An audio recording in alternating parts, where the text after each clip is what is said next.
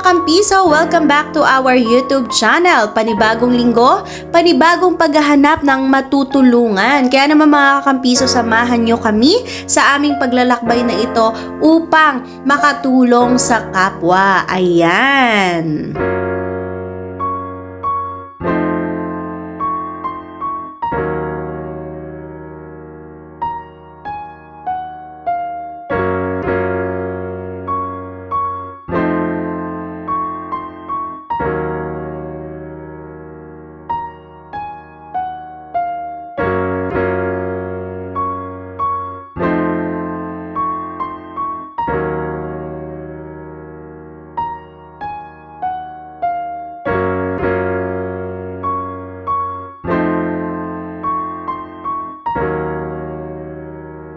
At ayan nga mga kakampiso, sa aming ngang paglalakbay, natagpuan namin si tatay na patuloy na naglalakad habang naghahanap ng mga kalakal na ilalagay sa kanyang sakong daladala.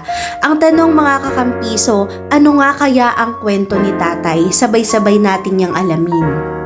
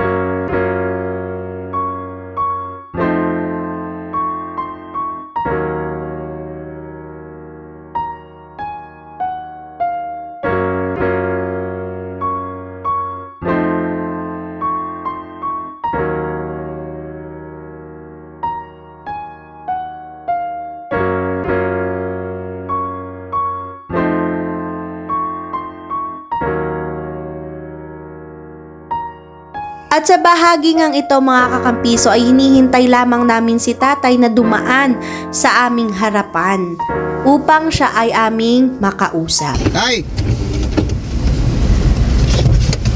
Ano po? Wala ko kayong pamilya? Asawa? Hospital kayo? Driver po ako dati. Nandi, papunta sa Pulawan. Sa Pangapit, tapos yung sa bakit ako. Kaya lumabo yung mata ko. Lumabo mata niya. Kaya ngayon namamalimos ako ng mga lakad. Yung mga anak niyo? Wala na po. Wala niya lahat. Look, Yung anak niyo malalaki na rin. tutulog ako. Sana po abot ng gabi. Ibig sabihin wala kayong bahay. Wala po.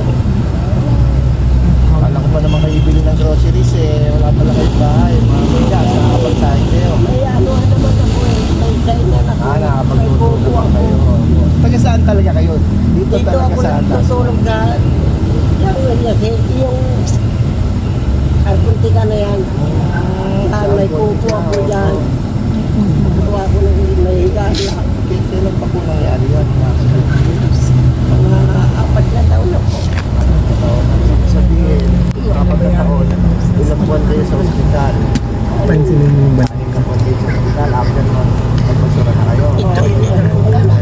Bigay lang siguro napulot, gano'n. Kakakain lang ako. Kakain na ako.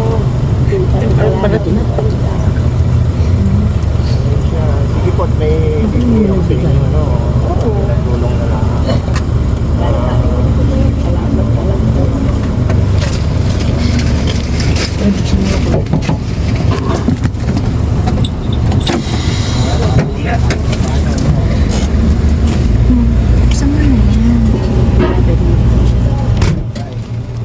May bigas po yan, saka may mga dilata at saka noodles.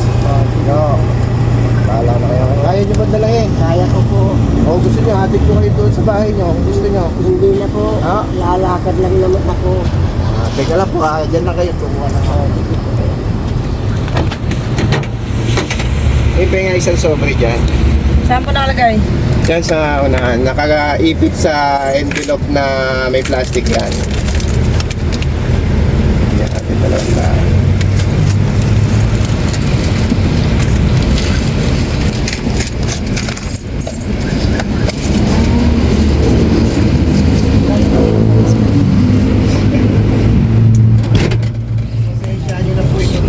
Sana kayo makatulong kahit pa paano. Ayan yan, sa susunod na pagkikita natin, malay nyo, hindi lang yung tulong ang maibigay ko sa inyo. Salamat. Dito lang ho ba kayo palagi? Dito lang ako araw-gabi. Dito lang ako. Sige po, ayan yan, pag nagkaroon ako ng magandang biyaya, babalikan ko kayo. Ano po, para matulungan ko kayo. Ako gusto ko nga po. Yun. Laon, tapo ba kayo sa laon? Ako, oo. Po, laon yun, ako. Hirap na hirap na po ako dito. Sige po, salamat. Nararamdaman ko po ang inyong ano. Sige po, tayaan nyo. Babalikan ko kayo minsan. Kung kinakailangan, hatid ko kayo laon yun. Hatid ko kayo laon yun. At ayan na nga mga kakampiso, napakinggan po natin ang kwento ni tatay na talaga nga namang napakasakit sa puso mga kakampiso. Kaya naman muli kumakatok po kami sa inyo pong butihing mga puso na kung sakaling makikita nyo po si tatay, nawa po siya ay inyong tulungan.